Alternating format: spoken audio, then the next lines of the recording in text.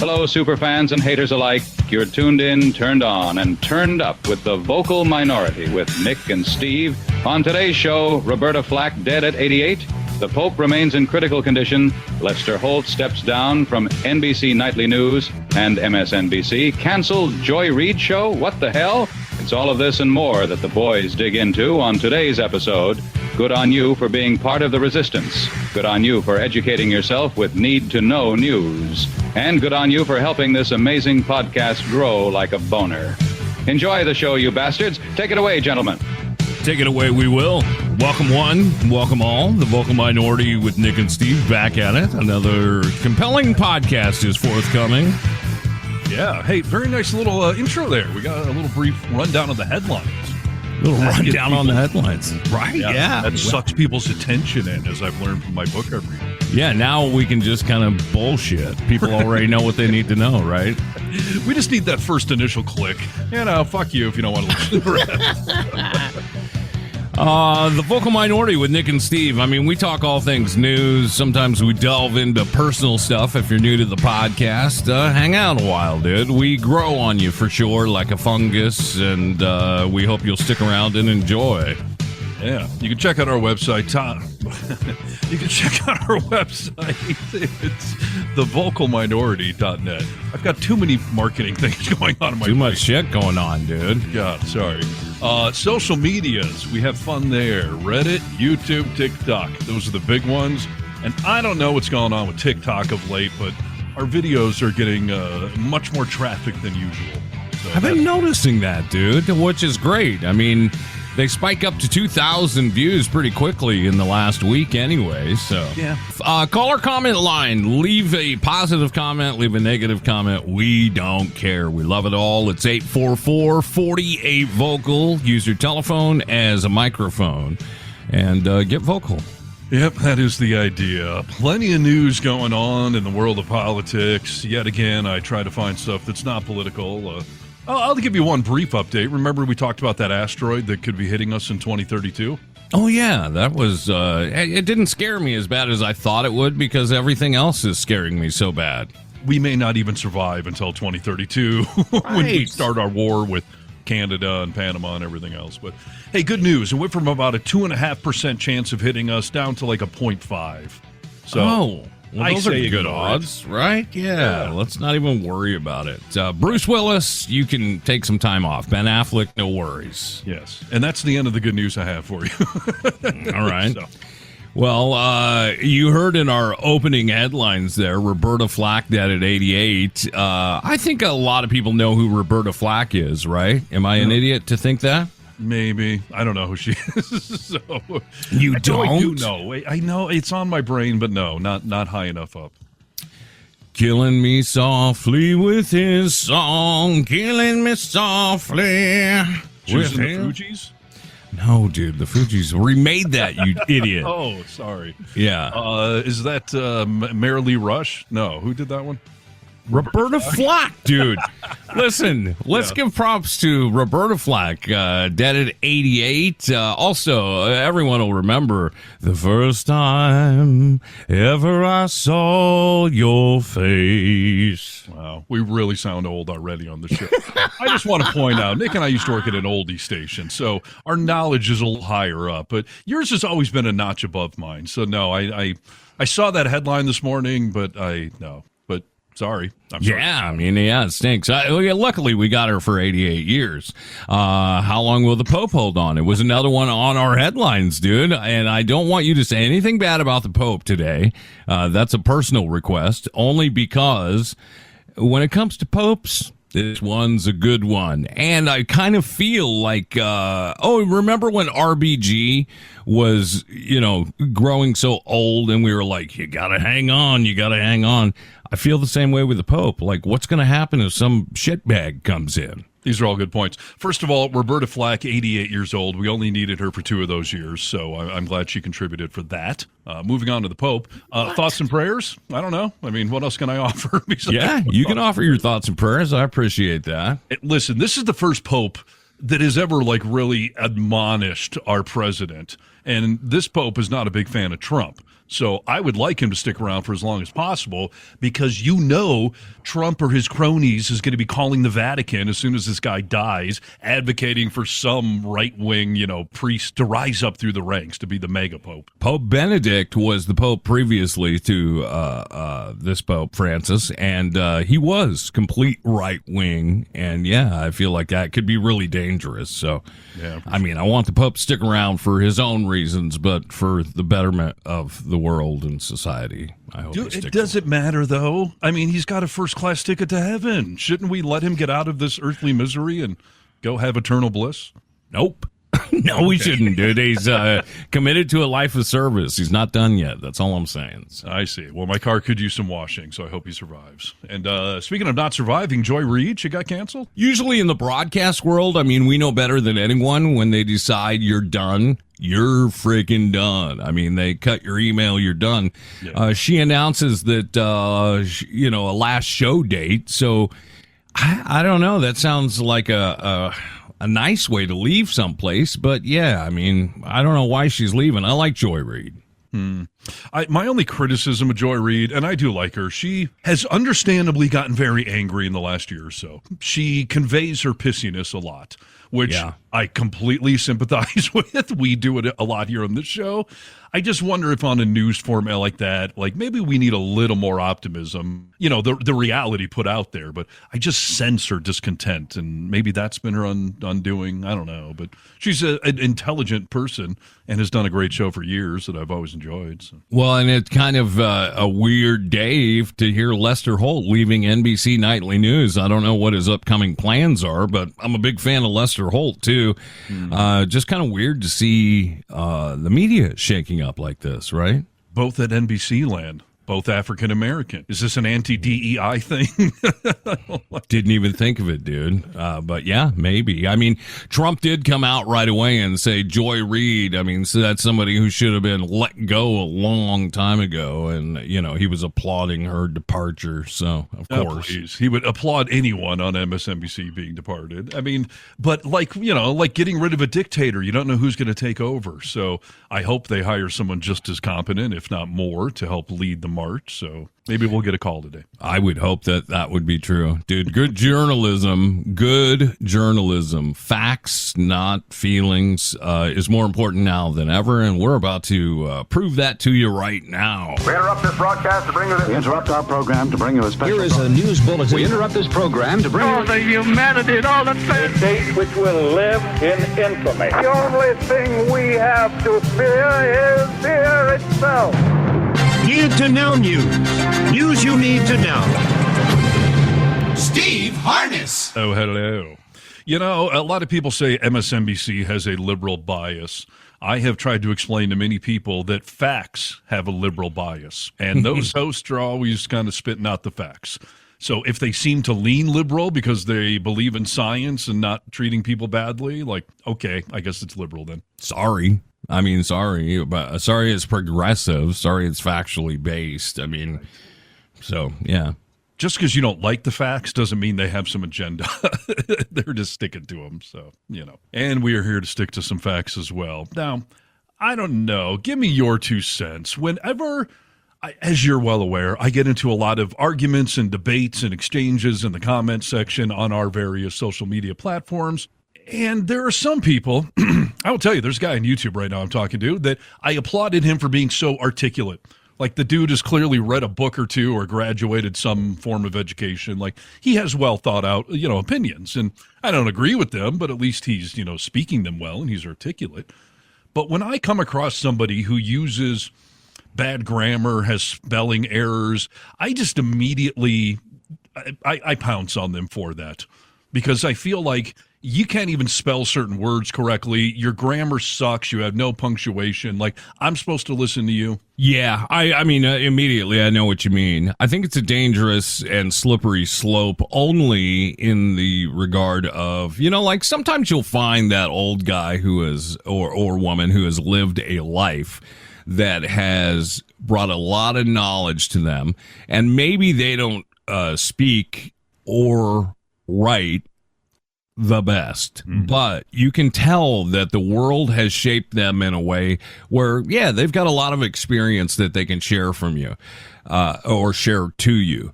But I know exactly what you mean. Like if you're having an argument with somebody online, especially on social media, and their grammar is just terrible, they use the wrong there, that type of shit, you're like, hey, I know you haven't fact checked. I know you haven't read about any of this stuff. So yeah, I don't trust you. Speaking poorly is not necessarily an indication of being stupid, but you certainly open yourself up to criticism. And yeah, you kind of make yourself look like a flaming moron when you're arguing in a written format that I got to tell you, most comment sections nowadays do have spell check, and a lot of them have grammar check now. Like if you use the wrong there, it'll tell you. Right. Yeah. Rachel always says, like, oh, it's the low-hanging fruit that pisses me off and gets me. Like, you can't even do this right. Like, how am I going to get past that and read into anything that you're saying and be like, oh, that's a good point? Yes. When it's telling you you've used the wrong word and you choose to ignore it, it's like, I seriously doubt how much fact-checking or how open-minded you are to information, so.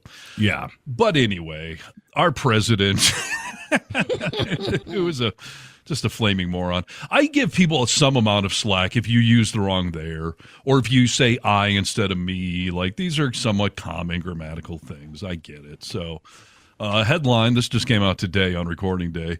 Quote, comes off like an idiot. Trump mocked stepping on good news with a stupid spelling error. So Trump was forced to correct, and he hardly ever does this, he was forced to correct a basic spelling error in a social media post touting Apple's massive investment in AI in new facilities in America, which, sure, that's a good thing. Apple, the tech giant, announced it's going to be spending $500 billion in America over the next 4 years, plans on hiring 20,000 workers, and wants to open a new factory in Texas as part of its push for AI. This is a week after CEO Tim Cook met with the president, who hailed the investment Monday morning in a social media post. So, guy's name is Tim Apple, dude. It's not Tim Cook. Yes, according to our glorious leader. And I will say, too, this headline comes up a lot, Trump's spelling error. And I always try to just read the post don't point out to me ahead of time what was spelled wrong. I just want to read it and see, is it glaringly obvious or, oh, he flipped an A and an E, something. Sure. Like that. So the post, yeah, exactly. So Trump tweeted or truthed or whatever the hell they call it over there.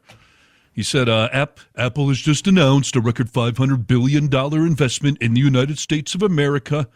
The reason, faith in what we are doing, without which they wouldn't be investing 10 cents. Thank you, Tim Cook, and thank you, Apple. The phrase without which they wouldn't be investing, without which. He spelled witch like the Wicked Witch of the East. With a T? Yes, W-I-T-C-H. Without which.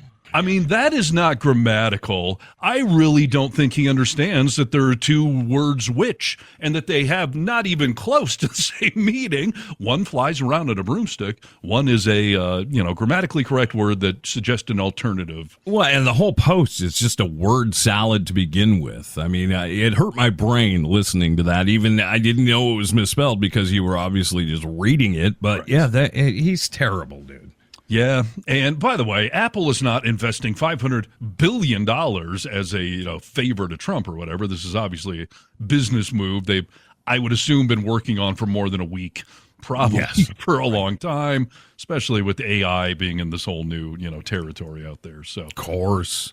But yeah, Trump wants to take credit, but like the headline said, he just makes himself look like an absolute idiot by stepping on good news with a comical spelling error over which is which and who is who. That's a Pink Floyd line right there. Oh, fantastic. We thank you for that, Steve. Thanks, Steve. Hey, you're welcome. And this, I think, is why Trump loves the poorly educated, because it makes him feel better about himself, Yes, he's always the smartest person in a room when he hangs around. I love the poorly educated. Yes. And, Pete Davidson from SNL, this is an old interview, but he had said that when Trump sat in on SNL when he was hosting and they did the table read where they all, like, in elementary school, you have to read something kind of cold aloud to the classroom, that he stumbled and fumbled and misspelled or mispronounced words, needed help. Like, what is this word? And he said that in his opinion, Trump was reading at about a 5th grade level. And this is Pete Davidson, who's a bit of a professional moron, saying that Trump was shockingly stupid. He was saying, like, he didn't even want cue cards. That's why he, he goes off the teleprompter, turn it off, because he can't read. Yes.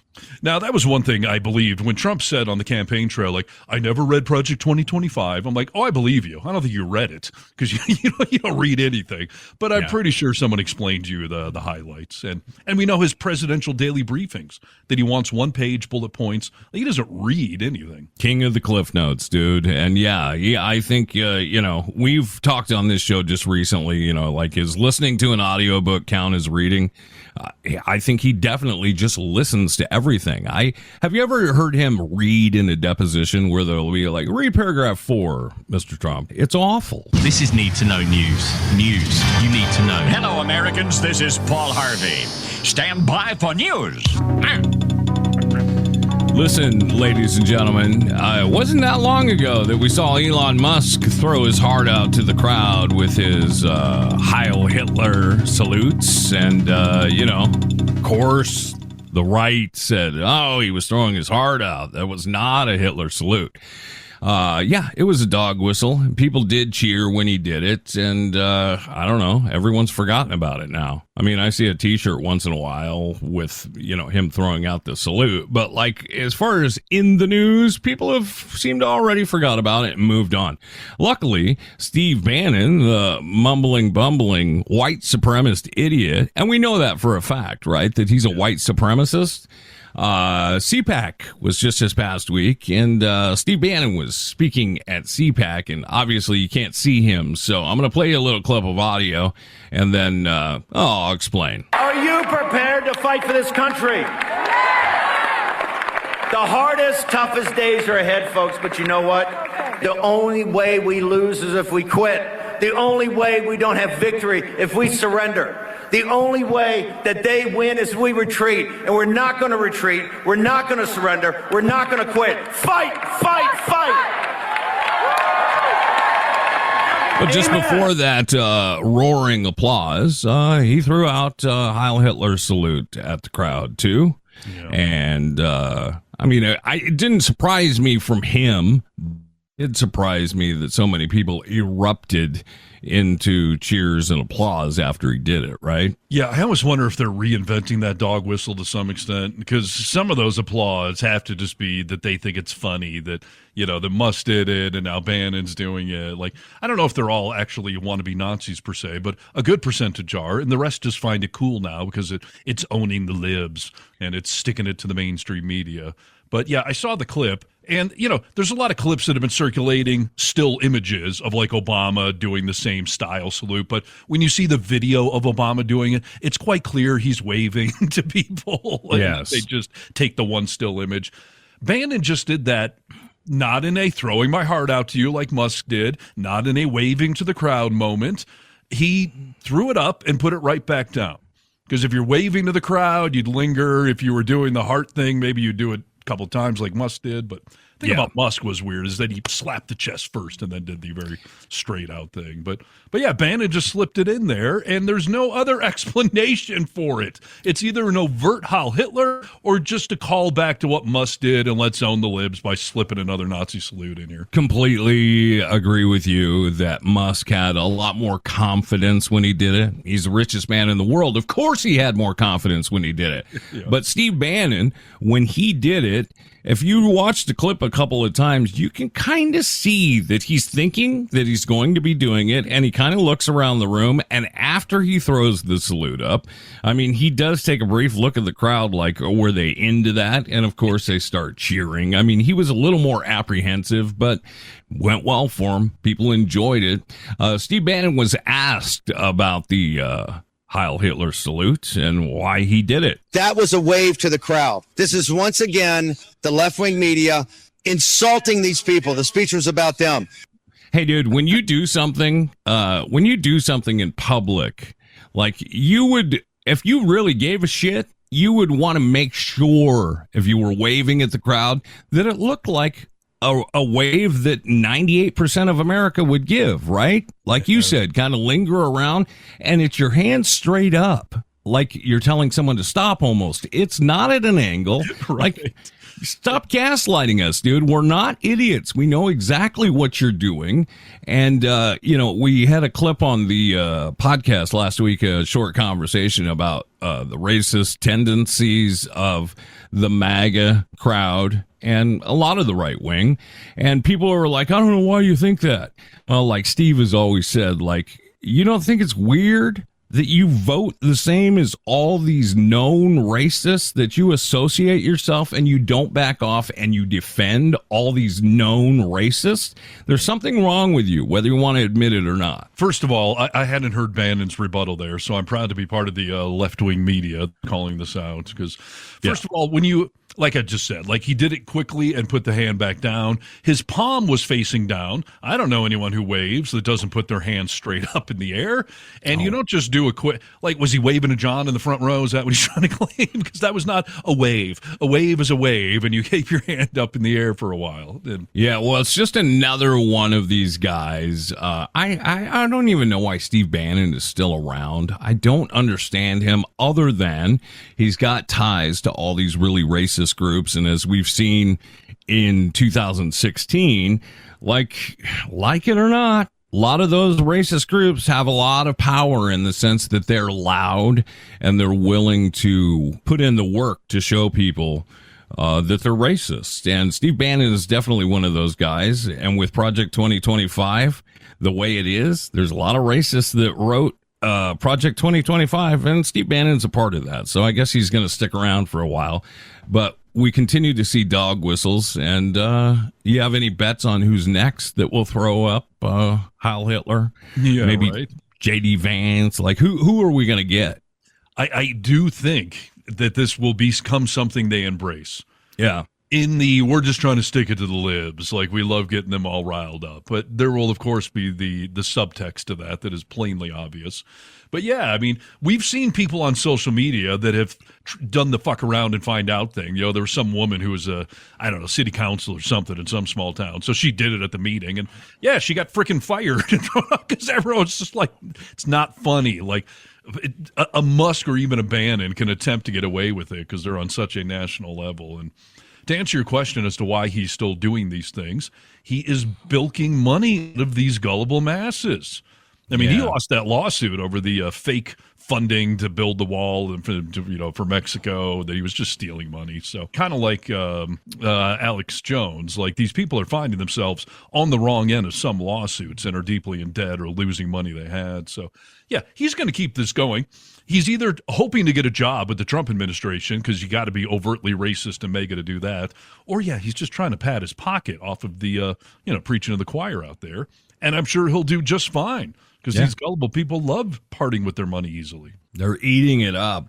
Let me tell you this, Steve, just to take a quick, just this 5-second detour. I went to see Hamilton on Friday, right? You knew that, of course. We talked about it. Right. Rise up, dude. Rachel's been a big fan for a long time, and I haven't disliked it, but I wasn't as interested as Rachel was. But we went to see this live performance in Seattle, and I thought it was amazing. Like, I'm definitely sucked in. But as I'm watching Hamilton, I can't help but think, like, all the things that I'm seeing that these people are doing are being erased right now. Mm-hmm.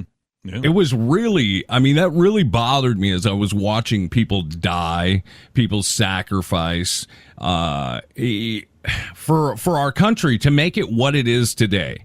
It's really crazy to see that all that stuff is going away right now. And or repeating itself. I almost feel like Lin-Manuel Miranda, the guy behind it all, could do an updated version where Trump is now King George, and we have the Democrats that are trying to uphold the principles of the founding fathers of not having a king and trying to have an actual democracy and free speech being something that is, coveted and protected. Because we are repeating the mistakes of then, and we are just dumping all over the founding fathers and the Constitution, which so many mega people claim that they hold in high regards, but are just destroying it. Destroying it. That's the perfect way to put it. As we were watching the performance, King George came out, and he plays kind of a comical character in Hamilton. I mean, a comical character that does heinous shit, but he's, kind of funny.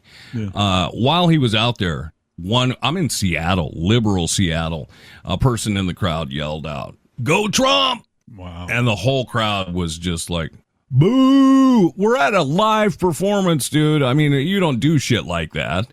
I mean, your firstborn would tell you, like, what? Are you kidding me? Yeah. Being in the theater. But, yeah, I couldn't believe this one was like, "Go Trump." And he was referring to King George. I was like, yeah, I guess you're right. No self-awareness. Not only a bad theater etiquette, obviously, but that you're comparing Trump to the king that our country fought a war against to get separated from.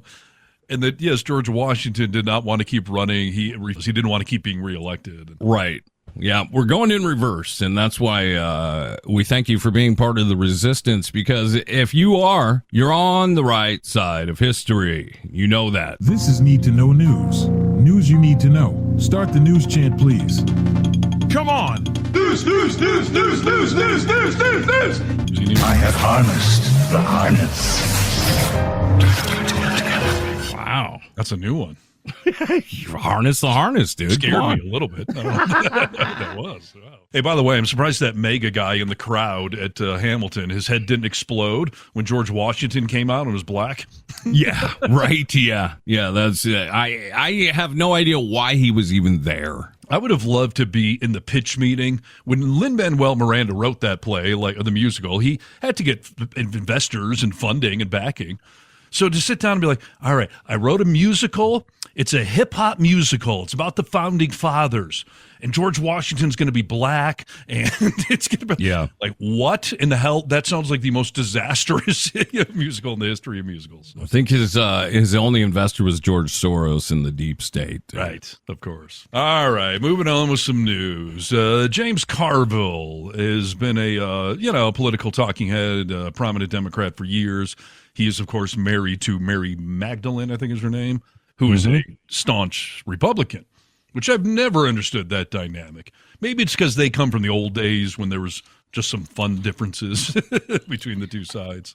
Yeah, it would have been a lot easier 10, 15 years ago, I will say I have noticed that his wife, I don't ever see her out on the circuit anymore. She's not out defending Trump. So he's not a young man, so I can only imagine that she's up there as well. Yeah, and is a traditional Republican who probably wants nothing to do with any of this stuff. But James Carville's been a revered talking head on the Democratic side for a long time. He did predict Kamala Harris was going to win this election, so he screwed that up. But he's gotten a lot of other predictions right over the years. He was the guy election night in 2016 that first came on national TV and was like, I think Trump's about to win this election, everyone. And everyone at that hour in the day was just like, what are you talking about? Like, Trump's not going to win. And he's like, I see the writing on the wall here, people. So there were even people that were mad at him. Like, shut up. Don't say that. That people were pissed. Yeah. But he is generally good at reading the tea leaves. So James Carville has predicted the exact date that Trump will face a, quote, massive collapse in support. Is it any chance it's next week? That's interesting that you say, because he thinks it's going to happen in the next 30 days. Is that soon enough?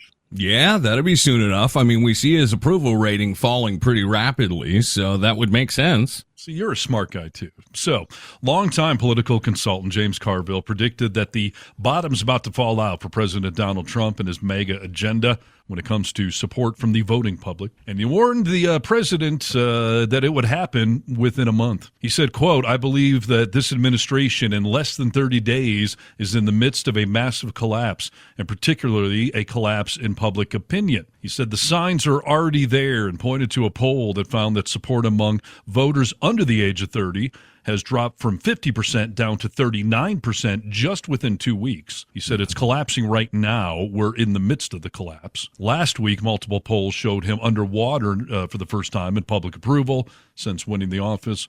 With inflation on the rise, polls have also found that voters no longer approve of his handling of the economy And that was one of the biggest strengths he had going at the election. It seems like, I hate to call people undecided because I just don't get it. But a lot of people that voted for Trump, voted solely on the fact that, they thought he was going to get the economy back on track right away, day one, first month. Yeah, which was dumb and silly. But not only has he not brought down egg prices and whatever, but yeah, inflation is on the rise. He's firing people in epic scales. Unemployment's going to rise. And so, yeah, and Carville said that, quote, this is the lowest approval, not even close, that any president has ever had 30 days into their administration.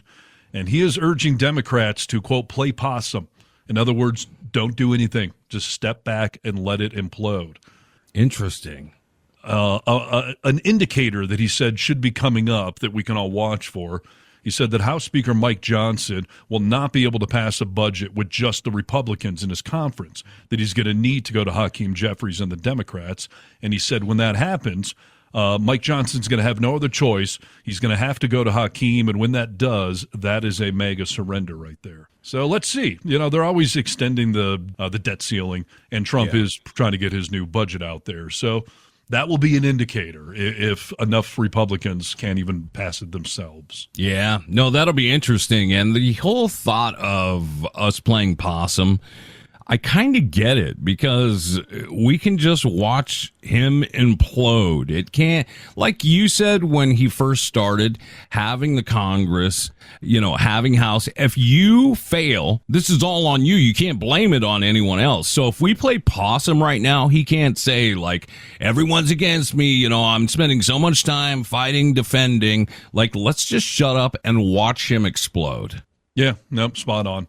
We have no real control over any of this. And he's got the numbers, technically, in both houses.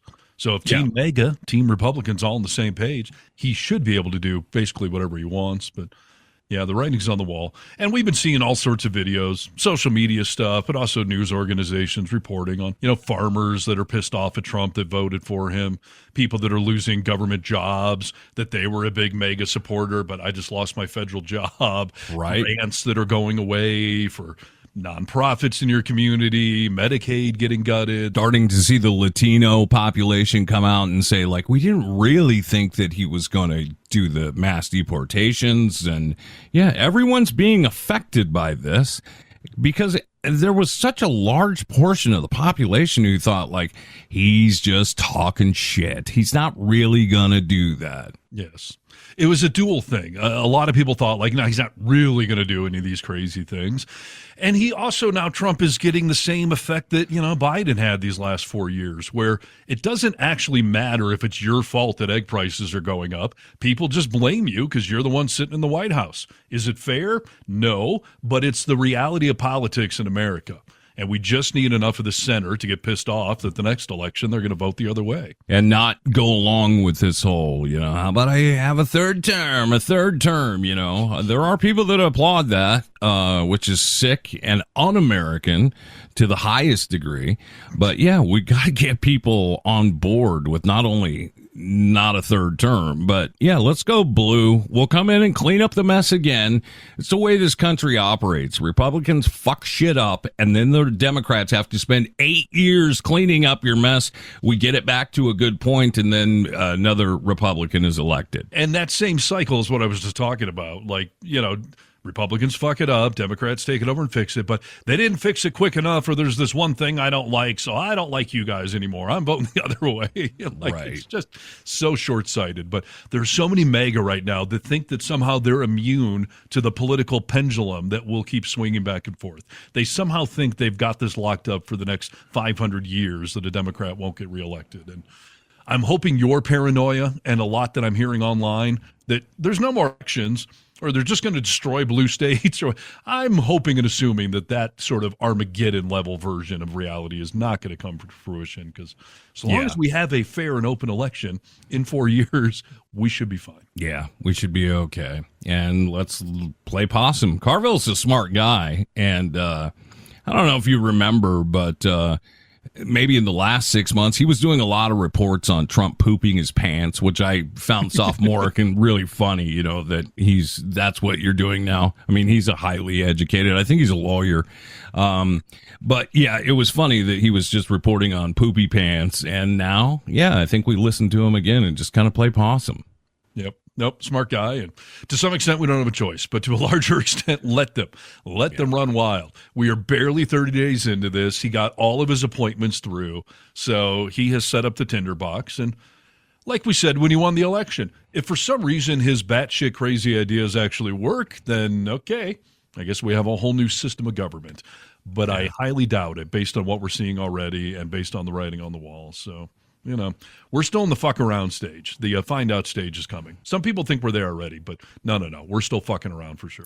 Oh, yeah. Well, let's see what happens in this next 30 days. This is Need to Know News. News you need to know. Welcome to The Vocal Minority with Nick and Steve. We appreciate you downloading the podcast, listening to all our social media clips done by none other than Mr. Stephen Harness, ladies and gentlemen. Hey. Yeah, we're talking about politics right now because that's mainly what seems to be in the news. I don't know if you saw any of the clips from CPAC this past week. Trump was all over the news talking to different people, and he was putting together a speech about a really, really important topic, and that is banning men from women's sports. You know, it's a huge problem in our society that affects a lot of our day-to-day lives, and he was talking about it. He's just getting a little bit of resistance on it. Let's listen to Trump talk a little bit about that. The NCAA has complied immediately, by the way. That's good. But I understand Maine. Is the Maine here, the governor of Maine? Down here. Are you not going to comply with it? I'm complying with state and federal laws. We are the federal law. Well, you better do it. You better do it because you're not going to get any federal funding at all if you don't. And by the way, your population, even though it's somewhat liberal, although I did very well there, your population doesn't want men playing in women's sports. So you better comply because otherwise you're not getting any federal funding. See you in court. Every state, good. I'll see you in court. I look forward to that. That should be a real easy one. And enjoy your life after governor because I don't think you'll be in elected politics. Every state has a responsibility to comply with Title IX. They have an obligation, a legal obligation, and we'll be enforcing aggressively, and we're going to be protecting our citizens. We're going to protect. Yeah, you got to protect, dude. I mean, it's dangerous for that large population of men playing in women's sports. Right. You'd love to hear someone like Janet Mills, the governor of Maine, stand up and say, "All right, motherfucker, I'll see you in court." I love it, dude, for anyone to stand up, but especially a strong woman. I love to see stand up, you know? Yeah. This whole notion that Trump has that I am the law, I think that was in Judge Dredd, the apocalyptic dystopian future where police just are the judge, jury, and executioners now because crime is out of control. And that's the famous line. It was a comic book, but Stallone did a movie where I am the law, you know. And that's how Trump views himself now. And he just signed an executive order basically saying that whatever we say goes, like we are the law. Forget what the judiciary says, the people that are actually there to interpret laws, like, no, we are the law. And so, yes, I love that she pushed back, saying, well, I'll see you in court. You know, let's test that theory. This is a guy notorious. Let's talk about Roe v. Wade. Send it back to the states. Let the states decide. Well, now a state is deciding what they're going to do, and you're threatening to pull federal funding from the people, not her, from the people of Maine. Who he just said a bunch of them are big supporters of him. So, yes, he's talking about screwing them. He's forgetting the fact that Congress decides the purse strings in this country. I mean, this is what we're seeing with all of his things right now, that he thinks he can just pull funding that's been approved for things. It's not his personal piggy bank that he's dispensing money to the states. Right. And you bring up a phenomenal point that, yeah, when it comes to abortion, a super important, serious issue. Let's leave it up to the states. They can do it. But when it comes to New York setting tolls or, Maine deciding what laws, they want to fight in court, all of a sudden then, no, the states can't decide these things. I'm going to step in and decide it for the states. His selective enforcement. I was arguing with multiple mega online this week of you don't see the hypocrisy that states' rights are fine for one issue but not for the other. Right. Yeah, it is. It's complete hypocrisy. And you noticed I call it a gaffe when she said, I'm complying with, federal law. And he was like, we are federal law. He started to say, I am federal law. That is me. Just like you said, he thinks of his opinions, his ideas as law for King Trump. And another, I don't know if it's grammatical error, but something in there, it drove me nuts right at the beginning of the clip. It is not the NCAA. It's the NCAA, okay? Nobody calls it the NCAA. Did he read this somewhere? Has he never heard somebody talk about it? It's the NCAA, you fucking idiot. I agree. Hey, this look dumb, dude, but we're talking about people have been talking about U.S. aid, but everyone refers to it as USAID. Why? Why is that? Am I the last person in the world to think that that's odd? Yeah, I've noticed that too. Everyone does call it USAID. Does AID stand for something I'm not aware of? I mean, it is aid, obviously, going to other countries, but that is, I don't know, that's somewhat new. I don't know that I've heard it always referred to that way. The NCAA, just like the NAACP, like that's how it's always referred to. So it's not the NCAA. And we're also talking about, wow, I've heard of like 4, women. 4 people. I mean, that's crazy, dude. Right. But whatever it takes, I suppose, to finally get Republicans to care about women's sports. I'm sure they're all going to be big supporters now of equal pay for professional athletes and equal funding for women's sports in college. I'm sure their hypocrisy won't just stop there. I'm going to say something that I heard, and I haven't fact-checked this yet, and I'm wondering if you've heard it or if you've fact-checked it. When he was signing that executive order for, banning transgenders, men from women's sports, he had a ton of young girls behind him in soccer uniforms and stuff, like, he was the hero. Yeah. I saw one clip of it that he turned around and said, "You don't have a wiener, do you?" to like a 11 or 12-year-old girl. Have you heard that?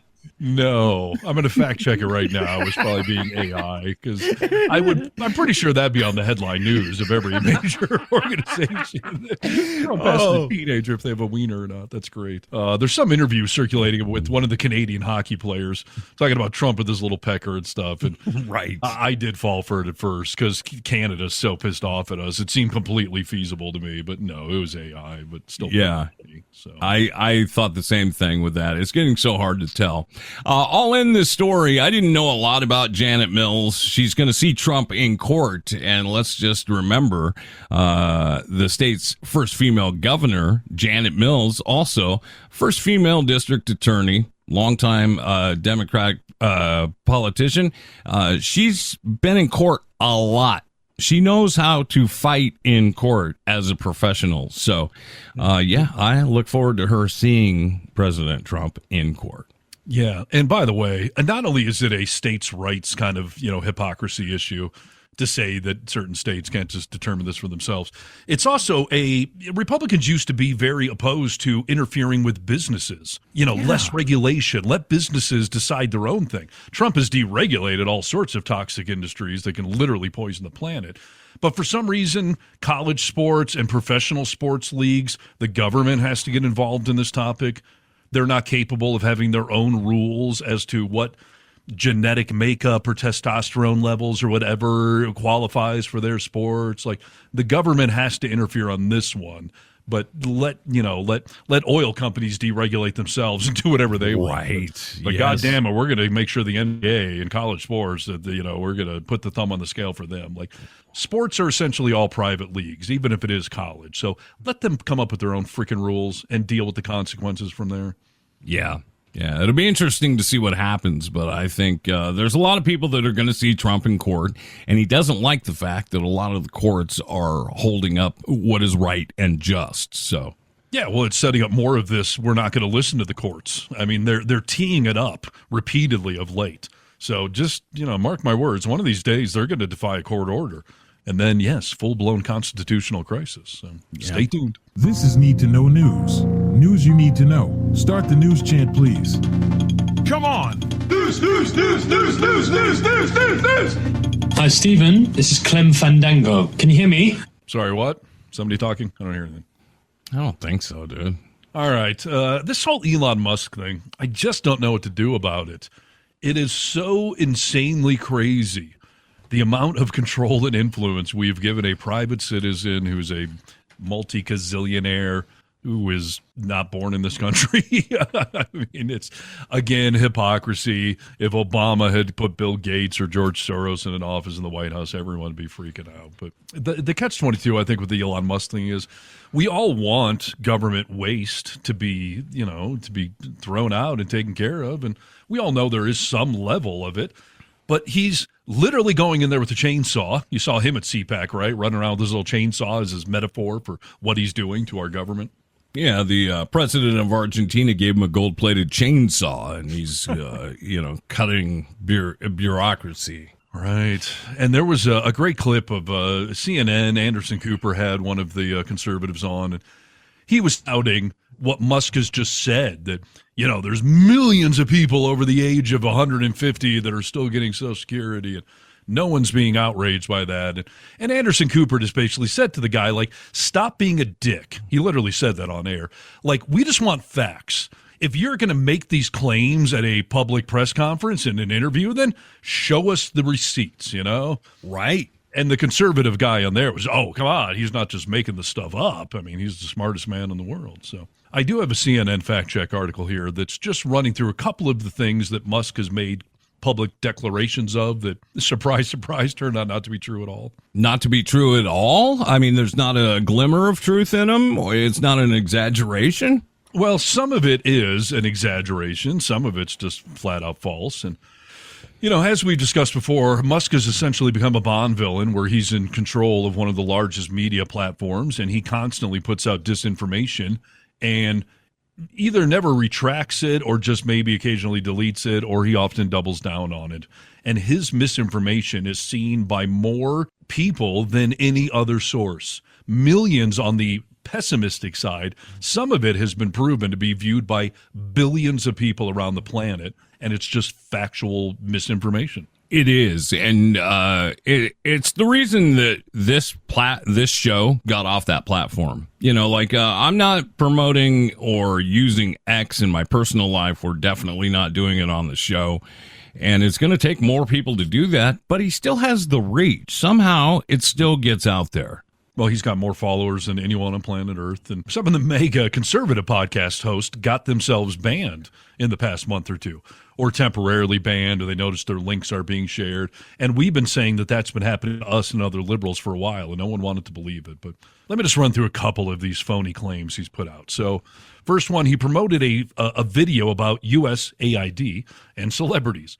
As the Trump administration was working to dismantle the U.S. agency, he shared a video that claimed that USAID spent your tax dollars to fund celebrity trips to the Ukraine, all to boost Zelensky's popularity amongst Americans. Do you recall George Clooney or Cindy Crawford? Do you recall any celebrities going over to the Ukraine? I don't. No, dude. It's a war-torn country. Of course not, dude. The post included a video made to look as though it was from the entertainment outlet E! News. Guess what? The entire video was fake, completely fabricated, not real at all, but he shared it to millions, if not billions of people who, of course, believed it. And like we've said before, I think it was Mark Twain that said the lie will do 10 laps around the world before the truth can lace up its shoes. Wow, that is profound. Indeed. How about this one? Misrepresenting a Pentagon contract for defense against cyber attacks. Musk took aim at the Reuters news agency that he's criticized before because they've criticized him. He wrote on X that Reuters was paid millions of dollars by the U.S. government for large-scale social deception. That is literally what it says on the purchase orders. They're a total scam. Just wow, Musk tweeted. Dude, how would you believe that? How would you believe that that's what it said on the purchase order? Right. Well, what's even funnier here is the contract Musk was talking about was awarded by the Department of Defense during the first Trump administration, by the way, to bolster the military's defense against social engineering cyber attacks that use social deception tactics to trick humans.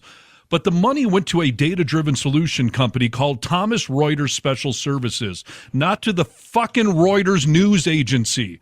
It just had the same word in there. It's unbelievable, dude. I mean, it's really unbelievable. And you wonder, is he so stupid that he wouldn't read the article in full and make that distinction? Or does he see that and use it to his advantage and say, like, it says Reuters. Bingo. It's B for sure. Now, I will point out, it's not the Reuters news agency. It does share a corporate parent, with this Reuters Special Services, but they're completely different companies. And more importantly, neither company was ever paid to engage in deceiving the public. They were just giving reports to the government. They weren't out there making any public statements or doing any social media things themselves. And again, it's not the Reuters news agency.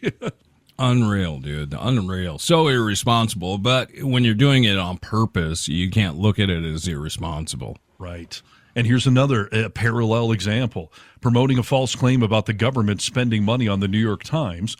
Musk declared that the New York Times is government-funded media. He shared a post from some ex-user who was a conservative talking head that the U.S. government gave, quote, the New York Times tens of millions of dollars over just the past 5 years, including nearly $27 million from the Department of Health and almost $20 million from the National Science Foundation. But those figures are not even close to correct or accurate. They were based on a flawed web search by this conservative podcast host. He included the word New York in all of these things. So it brought up things such as New York University getting a grant from the federal government, not the New York Times. He included anything with the term New York in it. It's Frank Sinatra had a big part in that, right? I mean, he must have got a lot of hits on that. Right, and a lot of people say New York twice, I'm told, so apparently that must have doubled the search results. Now, the only thing that the government did pay the New York Times for, over the last 5 years, they paid $1.6 million, not $27 million. Most of that was for subscriptions for the Department of Defense for the New York Times. Because not only do they get it at the actual, the DOD, but they also distribute newspapers around the world for our troops serving abroad and whatnot. So, yeah, we have subscriptions to multiple news agencies, one of which is the New York Times. None of that has anything to do with us giving them money to somehow control what they're reporting on. Of course not, dude. There is some integrity in media, and the fact that over the last 8-9 years, the MAGA party has tried to tear down the media as the enemy of the people. This is what you get when you start spewing that bullshit. I could go on for another hour. Let me just blaze through a couple more. I won't give you all the details, but you heard this crazy thing about the government spending $50 million on condoms for Gaza. Yeah, completely false. Not even remotely true. Misleading information about Social Security, claiming that hundreds of millions of people were getting benefits. Not true. The IRS actually has a default system in place that once you're 115, which would be on the high end, that obviously no one gets any benefits, period. And of these millions of people that are still reported as being alive, even though they're dead, something like 44,000 of them are the only ones that were getting benefits still, and that the government had realized that back in the Biden administration, have started to take the money back. But even if you want to claim like that's fraud, 44,000, he is saying hundreds of millions of people. Like, that is just misinformation. You're talking about a double-digit percentage versus like 0.001% of the actual fraud. What's our population, dude, in America? Like 330 million? Yes, somewhere around 350, yeah. So you can't have hundreds of millions of people having Social Security fraud, dude. You have to be of a certain age. There's not even that many people that could do it. Exactly. And Social Security pays out trillions and trillions of dollars every year. So if you find millions in fraud, like that may be a good headline, like $10 million in fraud. But again, it's less than 1%. And every program, of course, has fraud, which goes back to my original point of, find the actual fraud and get rid of that. Don't throw the baby out with the bathwater and claim the entire system is rigged because you found one statistically insignificant, accounting of fraud. People like us don't have a problem with you finding fraud. When you come to your opinions and start implementing things like firing all park ranger, firing all stewards of people that protect our country's lands and stuff like that, like that's not waste, abuse, and fraud. That's an actual position that goes to a lot of people are happy out in the wilderness, out in the wild, out in these parks, and you're just going to shut all that shit down? That's not waste, abuse, and a fraud. And again, some of this is going to take a little time. A lot of these park rangers that have lost their jobs, you may not notice it at first, but when there's a fire, when there's things that have to be organized or controlled burns that aren't happening, and now we've built up all this tinderbox, like some of this will take a little time, but I assure you the results will become obvious. Oh, 100%. Can I play you one audio clip of Elon Musk talking at CPAC? Yeah, I'm done. So yes, do whatever. All right. I will let you guys know that I think everything that he says in this clip is wrong, and this show is proof of that. The left wanted to make comedy illegal, Like you can't make fun of anything. So then it was like, comedy sucks. It's like, nothing's funny. You can't make fun of anything. It's like, legalize comedy. Yeah. We have legalized comedy. What the fuck is he talking about? When did the left ever say that? First of all, most mainstream humor is against the conservatives because most of us lean that way. Most comedians, cater to the blah, blah, blah, blah, blah. They're the ones pissed off about Saturday Night Live and Stephen Colbert making fun of them and Tom Hanks out there. When the hell did we ever freak out at the infinitesimal percentage of conservative comedians out there? Yeah, I think he's saying, like, when he says legalized comedy, I think he's saying, like, let us joke about rape. Like, these are just jokes and stuff like that. It comes to being politically correct or just not being a douchebag and joking about things that are terrible. Like we've said on this show, you've always made a huge point to this ever since I've known you. Like, nothing should be off limits in comedy. That's comedy. That's what it's for. Even tragedy. Like, that's oftentimes how we get through some of those things. So, yeah, no one on the left is trying to make comedy illegal. That's hilarious. No. I mean, I do stand by that. A comedian should be able to joke about whatever they want, but the free market will determine if that joke was well written, funny, or just mean-spirited, hateful, and racist. And yes. My son, just the other day, for some reason, he asked me, is it illegal on the television and radio with the FCC? Can you say the N-word? And I said, you can. That's not on the list of words you cannot say. The problem is you're going to lose your advertisers. You're going to lose your audience. Like, you can say it, but it's the fuck around and find out. So, if a comedian wants to make a racist joke, if it's done cleverly, intelligently, thought-provoking, it's funny, like, all right, let him go. But more times when people freak out, it's just hateful and bigoted. When we were watching that 50th anniversary of Saturday Night Live, there was a skit in there where Chevy Chase and Richard Pryor were going back and forth with each other and calling each other racist names. Yeah. And the very last one was Chevy Chase calling Richard Pryor the N-word. Yeah. All four of us were mouths dropped like, holy shit, that was on TV and people were laughing at it like it's crazy. You will find out if people like it or not. Yeah, and times do change. Things do evolve. So a joke that may have been ha-ha funny back then is not so much now. And SNL had highlighted that under some topic heading of like, we can't believe we ever got away with this stuff. You guys were laughing, so don't, admonish us. But yeah, it was a whole segment of you can't make this joke anymore. And 9 times out of 10, it's for good reasons. How times have changed. But the left has not tried to outlaw comedy. This show, once again, proof of that. We do 2 podcasts each and every week. First one, Well, it's forced to not be that funny because we're talking about real serious shit here. But tune in for our second podcast, and maybe you'll find more humor in that bad boy. That's fair. Yeah, find our website, thevocalminority.net. Find us on the social medias. YouTube, TikTok, Reddit, the big ones. We're on Facebook. We're on Instagram, occasionally on Threads. And Blue Sky, we're on there. Good stuff going on at Blue Sky. We thank you for joining us, and we'll talk to you next time. Hello, my mini champions. It's your favorite old bag, Betty White. This has been a production of The Vocal Minority with Nick and Steve.